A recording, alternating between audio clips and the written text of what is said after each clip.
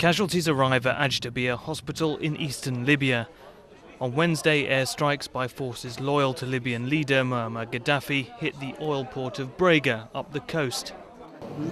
Until 12 o'clock we have 6 deaths. And the injured people, I think, between 30 and 35. The raid was the biggest counter-offensive yet since the uprising against Gaddafi's 41-year rule erupted on February the 15th.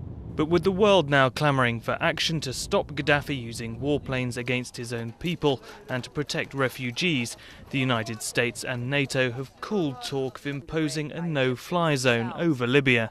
You know, we faced a similar situation in the Balkans where there were many reasons why it was not viewed with favor that we would set up a no-fly zone. And eventually it was determined that it was in the interests of the peace and stability of the region, etc.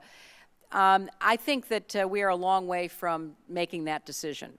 The Libyan leader has warned that thousands would die if the West launched a military intervention in his country, and according to a former aide is unlikely to give in to pressure to step aside, as counterparts in Tunisia and Egypt have recently done. He's a man we had all these masses was around him just 1 year ago, and suddenly after 12 months they are against him now, and he cannot accept that. It's very difficult to be accepted. More than 100,000 people have already left Libya to escape the crackdown by Gaddafi loyalists, which has left at least 1,000 dead. Some analysts feel the momentum behind the rebels has now stalled, leaving the possibility of a protracted standoff and a divided country. It's frustrating for the Europeans and Americans to sit back, however, and watch Gaddafi consolidate, at least in Tripoli, and a stalemate unfold.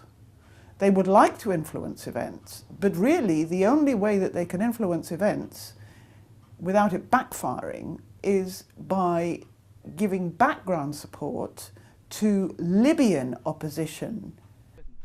And the ragtag army of rebels that controls swathes of eastern and western Libya need that support as they wait for the popular uprising to sweep Gaddafi's stronghold in Tripoli and for the loyalty of the army to swing in their favour.